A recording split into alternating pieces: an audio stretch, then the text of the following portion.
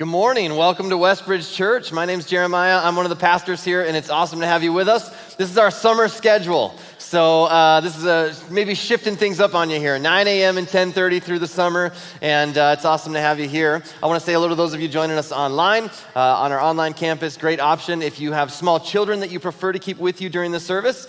We just ask that you use one of our parent viewing rooms, and that helps us kind of keep it distraction-free as much as possible in here. And hello to those of you joining us in our cafe, watching us there as well. We're jumping into a summer series that's always a lot of fun because we invite a bunch of friends, people who have not only some of our overseers at Westbridge, but friends who are pastors from other churches. Some of our staff is going to be speaking this summer. And so we've just got a whole list of different voices that we're going to be hearing from all summer long. So we're calling the series just Summer Mashup. It's very similar to a mixtape. And I fully recognize that if you don't know what a mixtape is, you're probably under 40. You're like, what the heck is a mixtape, all right? And a mixtape is a compilation of different pieces of music all onto one. Maybe first, let's start with what is a tape? Okay, we got to back this up a little bit. A cassette tape, it's like ribbon, and it's in this reel. Okay, you'll have to look it up, Google it. Okay, typically, different artists, different songs recorded onto one cassette tape by an individual. And here's what's amazing, like my kids, those of you who are, in your 30s maybe or younger, you don't even realize how good you have it with Spotify and Apple Music and iTunes and all these things. You can just make a playlist in a few seconds. You just drag and drop your favorite singles into one playlist. It's unbelievable. For me, this is what we used to have to do because artists did not put out singles. They put out albums. You had to wait till the whole album dropped, and then you had to really weigh out, I really like that one song, and the only way to get it is to buy the entire album. And then I gotta take the whole album, and I gotta push play on this side of the boombox, and then I gotta push record on this side of the boombox, and I gotta do it at the same time, because I gotta get it just right, and then I gotta hit stop right at the end. And if that wasn't bad enough, if you didn't do that, you just had to wait for your favorite song to come onto the radio, and you'd sit next to the record button. And then you'd go, yes, there it is. And you'd try to not get the DJ's voice at the beginning. And then you would just keep that blank cassette tape and just try to get all your favorite songs off the radio. And it is quite the process. And I got to tell you, if you were in the 80s, you know that a mixtape could be used for many different things. Exercise in your favorite leotard, driving, meditating, studying, dancing, and wooing girls.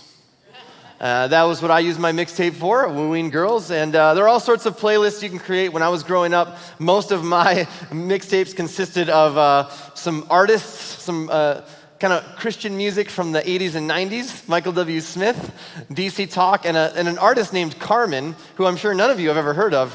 But Carmen can best be described as a mixture of pop, Broadway, rap, country, rock, soul, and drama. So I'd encourage you to check that out.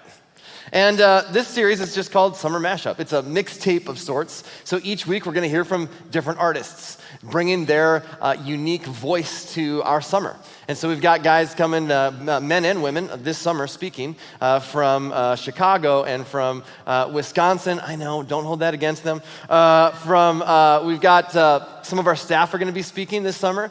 We've got some friends from the Twin Cities who are pastors in other churches speaking this summer. And so it's just going to be a great summer kind of mashup of different voices. And so today I want to look at the Psalms as we kick off this series as a mashup of sorts on its own. Because unlike other books of the Bible that were written with one author at a certain time in history, the Psalms are actually written by a number of different authors over a larger period of time. And they're a collection of poetry and songs and different writings that reflect sort of the ups and downs of life's journey. And while most of the Psalms are written by King David, there are also 8 or 9 other authors spanning about 1,000 years. And so there are actually different playlists or mashups within the Psalms. You've got Psalms of lament and Psalms of thanksgiving, and there are Psalms of wisdom, and there are songs of praise. And there's also a collection of songs known as the Psalms of Ascent. And the reason that they're called that is because these are the songs that the Jewish pilgrims would sing as they made their way up to Jerusalem. And Jerusalem sits on a high point. There would be this ascent up to Jerusalem. And these are the songs that they would sing along the way as they made their pilgrimage. And they would pilgrim to Jerusalem several times a year, oftentimes to bring sacrifices at the temple, to come and offer them to the Lord, the sacrifices there. And they'd go to Jerusalem, they'd make their way up, and they would sing these songs. And depending on where you lived, there's a lot of walking that took place.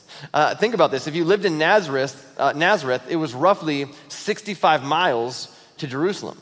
And they would walk it. They would be a 5 or 6 day trip for most people. If you lived even further north, if you were in Capernaum, it would be a 7 or 8 day trip walking to Jerusalem. Now, a few years ago, we went on a mission trip to Bayou La Batterie, Alabama. We left here, and we took 60 teenagers in about 5 different vans, and we drove to Bayou La Batterie, Alabama, all the way down on the coast of Alabama, and that took us about 2 days. I cannot imagine traveling 5, 6, 7, 8 days on foot, walking that far. But most Jews would do this trip 2 or 3 times a year. And they would travel together as families, and sometimes larger groups of people from their village would travel together. They would make their way to Jerusalem on this journey together. And here's one of the things that we kind of learn as we read this Psalm of Ascent together today is this. It's something we can all identify with. All of us are on some journey in life. All of us have things that we're moving toward. All of us are walking towards something. All of us are really in some kind of a pilgrimage. Maybe it's a journey of connecting with God. Maybe you're trying to figure that out, and maybe that's even why you're here. A friend invited you, and you're trying to figure out this whole God thing and this faith thing, and you're like, man, all right, I'll give it a shot. Maybe it's this journey of marriage that you're on, and you're navigating that, and you're trying to figure out we're in this season, and we're trying to figure out how to navigate some communication in our marriage or communication with kids. You're in a parenting journey, and you're trying to figure out, how do I navigate this journey of parenting or parenting teenagers, which is a whole different side of parenting. Or maybe you're navigating being single or being single again. Maybe you're navigating how to get your finances in order or trying to just rebuild your life after it's been broken. Or maybe you're in a season of grief or loss. Maybe you're dealing with mental health, and you're on that journey. And you're trying to figure out, how do I get healthy in that part of my life? All of us are on a journey of some kind. And here's what's true about every kind of journey, and we're going to read this psalm together, and I think this really resonates with us. All of us need help along the way. Like, there's no journey that we take in life that we do on our own, that we can do well on our own. And one of the songs that the Jewish pilgrims would sing as they would be on this journey and they'd be moving up toward Jerusalem, they would sing the song of Psalm 121. And they would sing this as they made their way through the hills and through the mountains to Jerusalem. And here's the opening phrase of this psalm. I look up to the mountains. Does my help come from there? We're all on this journey, and we recognize we all need help along the way. And the Jewish people would sing, I look up to the mountains. This is where we're heading toward, and I look up to those mountains. Does my help come from there? And this is an interesting statement followed by a rhetorical question, right? I look up to the mountains. Does my help come from there? So let me give you a little context here. Even though Jewish people would travel together as families or groups on their way to Jerusalem, it's very common for people to still experience anxiety and fear because of all of the uncertainties and all of the unknowns that are a part of that journey. Traveling through the wilderness on foot was fraught with danger. There was all kinds of things that could happen, from wild animals to just inclement weather. Bandits, people that wanted to rob you. And remember, this is a time period where there's no cars, there's no buses, there's no air conditioning, there's no running water, there's no law enforcement, right? There's no convenience stores or urgent cares or cell phones, no hand sanitizer. A lot can happen when you're on a journey traveling through the hills and mountains. And of course, you don't need me to tell you this, because as human beings, we can resonate with this. Maybe we don't, travel by foot a whole lot, but we experience anxiety on this journey of life. We experience fear. We experience fear of the unknown. We experience a lot of anxiety around what could be and what might happen and the what ifs and the reason why there are so many unknowns. Right now, you look at our culture, there's a lot of fear about what's going on with our economy. Am I going to be able to sustain my way of life? There's a lot of fear and anxiety and unknowns around that. There's a lot of fear and anxiety surrounding a whole bunch of social issues that impact our relationships.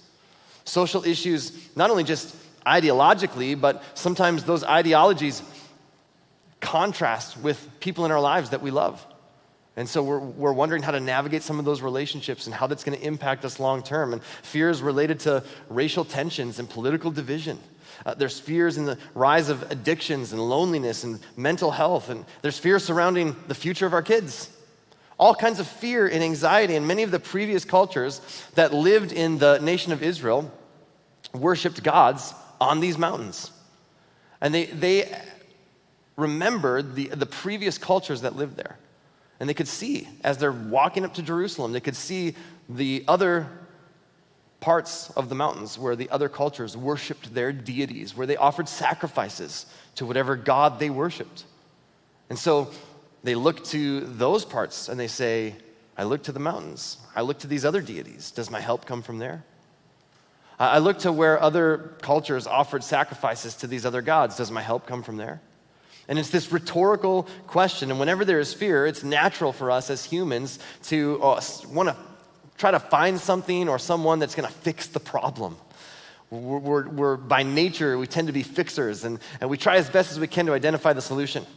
If we could just listen to the right doctor or the right scientists, if we would elect the right politician, if we would pass the right legislation, if we could just follow the advice of the right author or the right book, there's just got to be one thing that if I could just do this one thing, then my anxiety would be solved. If we just invested in the right stocks, if we would just find better therapists or psychologists. And our thinking is just kind of human nature, and I fall into this as well. My thinking is if I could just find the right, whatever that is, the right solution, then my fear would go away. And so as the Jewish people make their way up to Jerusalem, they sing this together. They sing this song, I look up to the mountains, where there are lots of unknowns and lots of uncertainties and lots of anxiety. I look up to the mountains, possibly even other deities that I could rely on. I look up to the mountains. Does my help come from there? And the implication is, of course not. And the song continues. My help comes from the Lord who made heaven and earth. The implication is this rhetorical question. I look up to the hills. I look up to the mountains. I look up where other cultures have worshiped other gods and other deities. I look up where there's all kinds of anxiety and fear of the unknown. And I look up, does my help come from there? No, my help comes from the Lord who made heaven and earth. My help doesn't come from the mountains. I'm looking to the one who made the mountains. My help doesn't come from other gods who stand on the mountains. I'm looking to the one who actually created those mountains. What a game-changing shift in perspective. Wouldn't it be amazing if whenever we're facing fear and uncertainty, if we could get this song into our minds, this song of Psalm 121 that just says, I look at my fear, I look at my anxiety, I look at the unknown. Does my help come from any of that? No, my help comes from the one who created it all. When I'm afraid, I look to the doctors. When I'm afraid, I look to the scientists. When I'm afraid, I look to the authors. When I'm afraid, I look to the politicians. I look to the CEOs. I look to the economists. I look to the stock market. Does my help come from them? No. Ultimately, my help comes from the Lord who made heaven and earth. That's a big statement. To think that God created heaven and earth is pretty fascinating. I don't even know if you've ever heard of this biggest building in the world is called the New Century Global Center in China. It's a massive facility. It's just under 19 million square feet.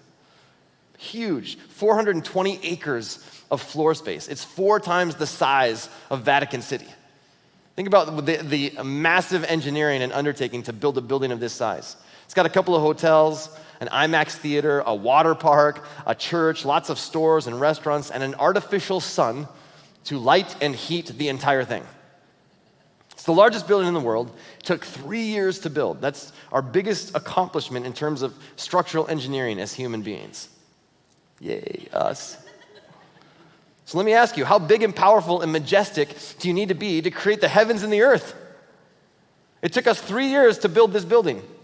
The New Century Global Center is in a city called Chengdu, and it's a city of 16 million people. Now, Chengdu is in the country of China, which is just one of 195 countries on this planet. And then this planet is just one of more than 100 billion planets in the Milky Way galaxy. The Milky Way galaxy is 100,000 light years from one side to the other. That means if you turn on a light switch, it will take 100,000 years for the light to reach the other side. That's how big this galaxy is. Just the Milky Way galaxy. And God created all of that. And if you ever doubt God's greatness, you need to do what the Jewish people did. They'd look up at the stars. They'd say, God, you created this. They would camp out each evening on their way to Jerusalem, and they'd look up at the stars. There are more than 100 billion stars just in our galaxy.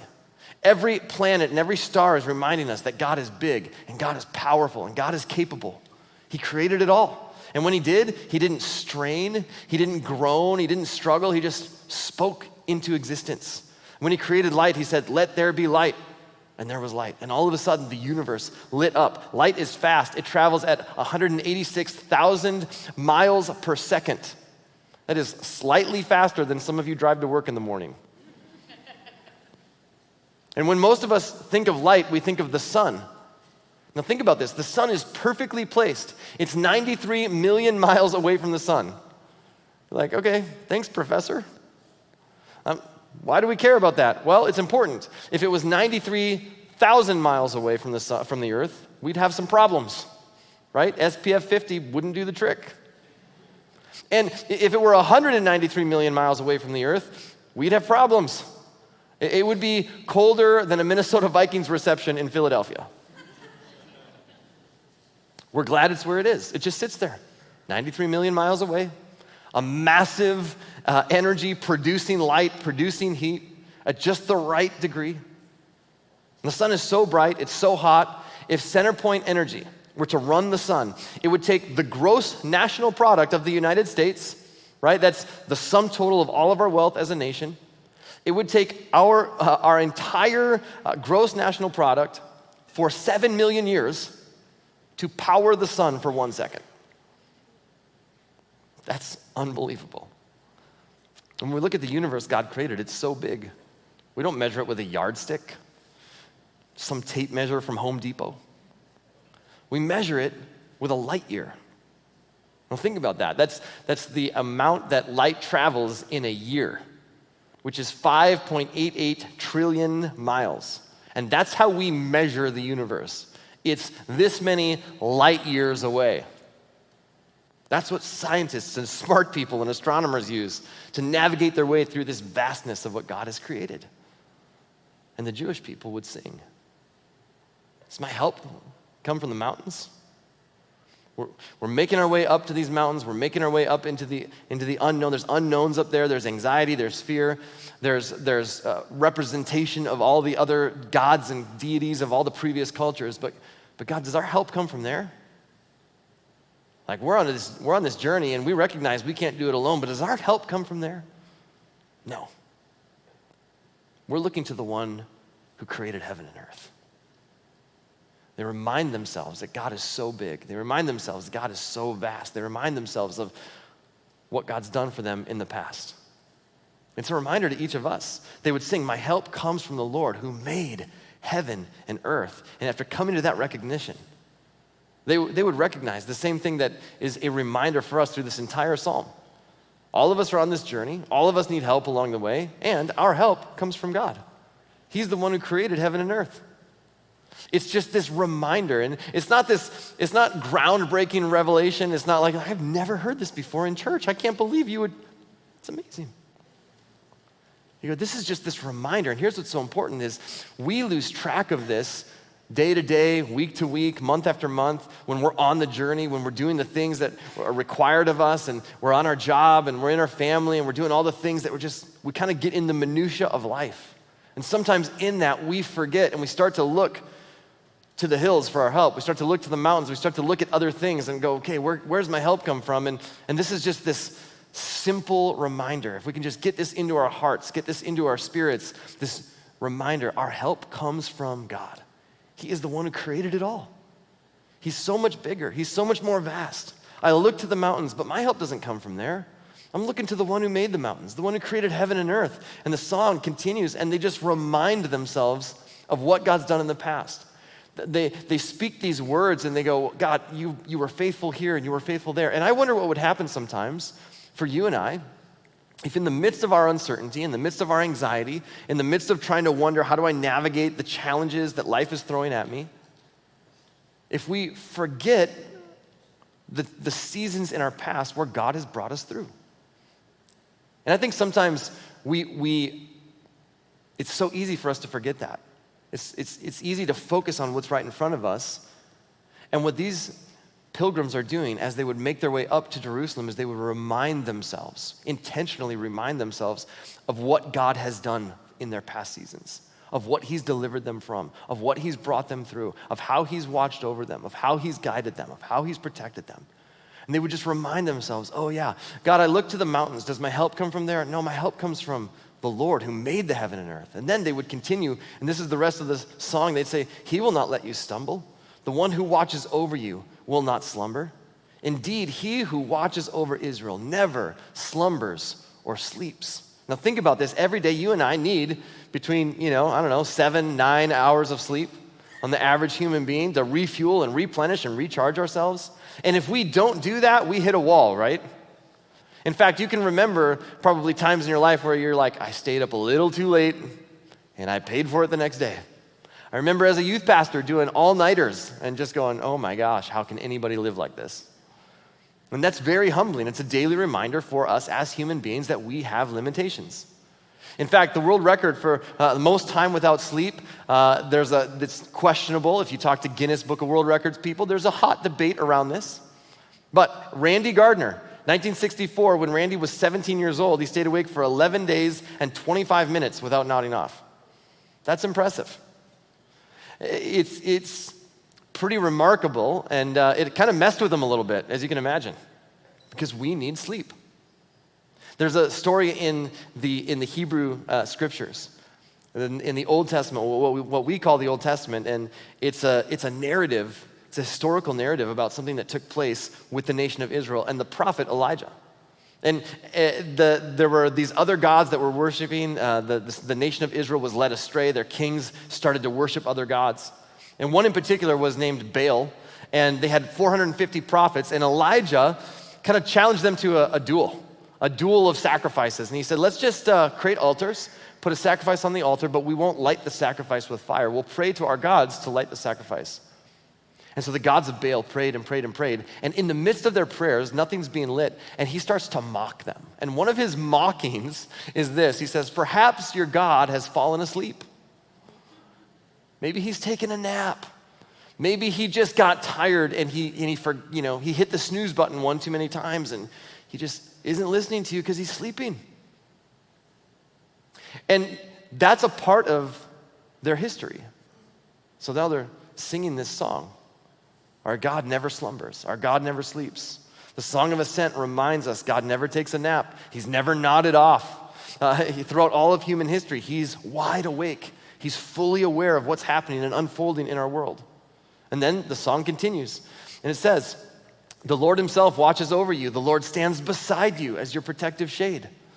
God watches over you. He watches over me. He has understanding of us. His understanding of you and me is limitless. He knows all about us. He knows our strengths and our weaknesses. He knows our thoughts and our fears and our insecurities. He knows all of our problems. He knows what brings us joy. He knows what breaks our hearts and what devastates us. He knows who is for us and who is against us. He knows the pitfalls that are in our path. He knows every decision that we make and the results of those decisions. He knows what is best for us. He knows what is destructive for us. God knows all about us, and God watches over us, and he never slumbers, and he never sleeps, and he never snoozes. He's never unaware. Now think about how powerful it is for the Jewish people as they traveled to remind themselves of God's faithfulness to them in the past. God, you were the one. You were the one who delivered us. God, you are the one who is, you've never slept, you've never slumbered. You always bring us through, you protect us, you're our protective shade. And multiple times throughout Israel's history, different tribes and different people groups and different nations and different empires have tried to crush them. throughout the history of the nation of Israel. And not just one person here or there, but the entire nation of Israel has been a target. And it's never worked. Now, there certainly have been long seasons where the Jewish people have been scattered, but they've never been annihilated. This nation, it's just a little bit bigger than New Jersey on a map, has somehow survived thousands and thousands of years of difficulty and challenges. And so the Jewish people would sing this song. They would remind themselves, the Lord watches over us. The Lord stands beside us. The Lord is our protective shade. He sees us. We are not forgotten. And then the song continues. The sun will not harm you by day, nor the moon by night. The Lord keeps you from all harm and watches over your life. The Lord keeps watch over you as you come and go, both now and forever. Now, this is a little challenging, right? Because every day in this journey called life, we're faced with uncertainty. How do I navigate my loneliness? How do I get through the changing season in my marriage? How do I overcome my addictions? How do I get past this grief or this loss? How do I deal with this next season? How do I fix my personal finances or care for my aging parents or navigate this time with my kids or improve my career or manage my anxiety or improve my mental health? There's all these questions that all of us deal with on a regular basis. The bigger the mountains are in life's journey, the more challenges and unknowns that we face. And the easier it is to try to find ways to numb our fear and numb our uncertainties and numb our anxieties. And so we do this in many different ways that we sort of self-medicate. Maybe it's with, we take a walk or we hit the gym. We just work out extra hard. I'm gonna focus all that energy into working out. Or maybe you just binge TV. Average American watches about 5 hours of television a day. That is mind-blowing. Maybe you swing by the liquor store. Maybe you do online shopping, little retail therapy. Thank you, Amazon. Maybe you overwork and you try to excel and achieve more and acquire more and accumulate more or get that promotion. That's what I'm gonna pour all my energy into that. That helps me to sort of self-medicate from whatever this season is that I'm navigating. Or maybe you just log into social media and you just scroll and scroll and scroll, and after a couple of hours realize I'm scrolling through vacation pictures of somebody that I don't even know. Because that's how social media works. Or maybe you yell at your kids, or you snap at the people that are closest to you, or maybe you overeat or overstress. Maybe you read all kinds of books and try to figure out the solutions to all of the problems that you're facing. Whatever it is, all of us have this tendency to lean in one direction, to sort of self-medicate. And when that doesn't work, oftentimes then we go to God and we complain to God, and we say, God, here's my problems, here's the things I'm dealing with, here's the mountain that's in my way. And as humans, we are inundated with so many self-help books and so many podcasts, and we've been brainwashed to believe that when we are faced with mountains and uncertainty and anxiety, that we are the best source of fixing our own problems. And my tendency is to look to things that have been created, to look to things that I think will offer all the solutions to the things that I'm facing. But this psalm encourages us. Don't go to God and tell him how big your mountain is.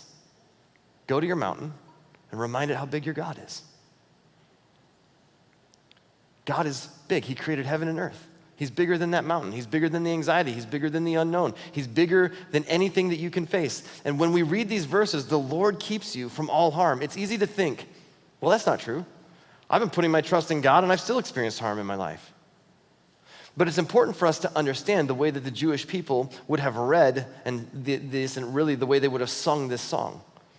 Their understanding wasn't that, oh, God is going to prevent me from all harm. Their understanding is God is going to preserve me in the midst of it. That means this song is not a promise that harm would never hit them, but it is poetry. It is a poetic way to remind them that God is with me and I can trust him in the midst of whatever I go through. No matter what I am facing, that he will be with me. That no matter what I'm facing, I can put my trust in him to preserve me, to sustain me, that he will walk with me through it. And that looks different for each of us, depending on what season you're in. Sometimes it means he gives us wisdom to navigate life's challenges. Sometimes it means he surrounds us with people that just encourage us. That all of a sudden you have a group of people who are just Jesus with skin on, and they show up in your life at just the right moment, at just the right time. Sometimes it means he gives us strength to endure what we're going through. And you go, man, I don't even know how I have the strength to go through this, but I'm able to somehow withstand this season that I'm going through. Sometimes he heals or provides or does something supernatural. Not always, but sometimes God does that. Sometimes it means he convicts of sin and he redirects our path. It looks different in every season. And I can tell you, when we started Westbridge Church in 2006, this was our first kind of like getting together with a group of friends going, hey, we think we're going to start a church. What do you think? Huh? And it was just a dream. It was just an idea. We didn't have resources. We didn't have facilities, didn't have people. That's kind of a big deal. But we just said, okay, God, there's a whole bunch of unknown here. There's a whole bunch of anxiety. I don't know how this thing's gonna get off the ground. I don't know how we're gonna pay our bills. I don't know how, why people would show up to this. I don't know, there's so many unknowns. Well, where does my help come from? God, it comes from you. So we're gonna keep moving forward. And God, we're gonna trust that you never slumber, that you never sleep. I'm not gonna look to the challenges in front of me. I'm gonna look to the one who created heaven and earth. God, if this thing's gonna go, then you've gotta be the one that makes it go. And every step of the way, when we stepped into our fears, we've experienced this reality over and over and over again. God is our helper. God is the one who makes this go. My prayer, every single week, my prayer at Westbridge Church is this, that when people leave Westbridge Church, they would not go, wow, I really love Westbridge Church. My hope is that Westbridge falls into the shadows and that people walk away and go, wow, I love Jesus more. Wow, they pointed me to God. They pointed me to this God who loves me and cares about me. Westbridge Church is just a tool. It's just a vehicle. I never want people to be in love with Westbridge Church. I want people to fall more and more in love with Jesus. And that's the goal. And so this song is so helpful. God, in the midst of all the unknowns, we look to you.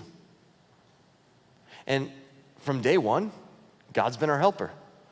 From day one, every single week, things happen in people's lives, not because of us, but because of him. He's brought people together. In every season of this church, he's brought people together. He's moved on the hearts of individuals to sacrifice financially and to give out of what he's entrusted to them, and so that we can continue to grow and invite more people. Every single season, he's sparked vision in people who step up to volunteer and serve in all of the different areas across this church.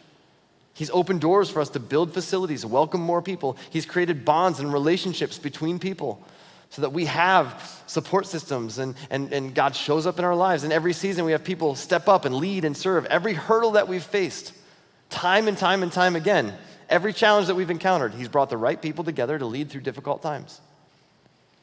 Several years ago, I've told this story a couple of times, but several years ago, we were in a building and we were renting a school, and the school district was shutting down rooms due to financial concerns. And they were shutting down the rooms that we were meeting in. They're like, hey, you can still meet in the school, but we're closing most of it down. You're gonna have this room to meet in. And we were like, what are we gonna do? We thought, let's call this other church that's meeting in a different school, and let's see if they'll just switch schools with us. That'll happen. And before we could even call, this is still amazing to me. The next day, I ran into that pastor at a store here in town, and he goes, oh, hey, by the way, we're voting this Sunday to move out of that school, and I think it would be a good fit for you guys. And I was like, dude, let me know how that vote goes. Like, that sounds, I don't know, we might be interested, we'll see. And before I could even call him, Monday, I get a call from the school district, and they go, hey, this church is moving out. Would you guys ever consider moving to this other school? And I said, if it will help the school district, we'd be happy to consider it. And within 2 weeks, we were having service at a different location. I say that to say this. We really were up against it. We had no idea what was going to happen next. Life was full of unknowns in that season. And every season along the way presents those same types of challenges. You're sitting today, right now, in a building that sits on land that is our 27th attempt to purchase property. You talk about some unknowns, okay? And then once we purchased this land, we had to deal with the Army Corps of Engineers for about 12 months. You talk about some unknowns. We're waiting to see, what do we do with that stream? And I don't know. And every step of the way, you just go this. Okay, God, I look to the mountains. I look to the field that we're in. Does my help come from there? Nope. My help comes from the one who created that field. God, I look to the community, and does my help? Nope, my help comes from the one who created heaven and earth. God, I don't know where we're going to meet. I don't know how we're going to be able to afford to build. I don't know how we're going to buy land. I don't know where we're going to go next. So many unknowns. Do I look there? Nope, my help comes from the one who created it all. And every season along the way, it blows my mind still. Every single season, there's so many unknowns. There's so many, especially if you're sitting in the audience right now and you're going, man, I got some questions about this place. Listen, me too, okay? I probably, you're like, I got like 15. I'm like, I got like 80, all right? But where does my confidence come from? Where does my help come from? How do I know that we're gonna move forward? My help comes from God, who made heaven and earth. He created it all. With his voice, with the spoken word, everything that you see, everything that you can touch and feel and experience was created by him. And so I gotta put my trust in the one who created heaven and earth. So what are the challenges that you're facing during this next season? What are the challenges that you're facing that this next season is gonna bring your way, and you look up at this upcoming season of your life and you go, man, there's so many unknowns in that. There's so much anxiety. There's so much that I'm wondering about. There's so many what ifs. And it's got me in a space in my own mind. It's got me in a space with my thinking that I'm filled with anxiety. I'm filled with trying to navigate what comes next. What are those mountains that are causing you to feel fear and anxiety in your life? And what if, when you feel overwhelmed with what's in front of you, you remember the words of this ancient song? I look up to the mountains. Does my help come from there? My help comes from the Lord, who made heaven and earth. He will not let you stumble. The one who watches over you will not slumber. Indeed, he who watches over Israel never slumbers or sleeps. The Lord himself watches over you. The Lord stands beside you as your protective shade. The sun will not harm you by day, nor the moon at night. The Lord keeps you from all harm and watches over your life. The Lord keeps watch over you as you come and go, both now and forever. In this next season, whatever you're facing this summer, whatever you're facing this year, whatever you're facing this week, may you remember the words of this song. And may it fill you with confidence, and may it remind you of all that God has done in the past as you look into the future. And maybe you've never even considered finding hope in God. Maybe that isn't something that crossed your mind. I want to invite you to put your hope, to put your trust in the God who created you and the God who loves you. See, all of the things that we face as human beings, a lot of that is rooted in the brokenness that comes from being in a broken world. And from the very first human beings to every one of us, God designed us to live in loving community with him and with one another. And then we said, thanks God, I got this. I think I'll do it my way. And oftentimes, as a result of that, it causes brokenness between us and God and us and each other. And so at the right time in human history, God sent Jesus into the world to show us what God is like, to show us that God loves us, to restore that brokenness. And all he asks us to do is say, okay, I'm going to put my trust in Jesus. And Jesus says this is what it looks like to love one another, to be in community, loving community with God and each other. And in the ultimate expression of love, he allowed himself to be put to death. His body was laid in a tomb. And according to multiple eyewitness accounts, Jesus overcame death.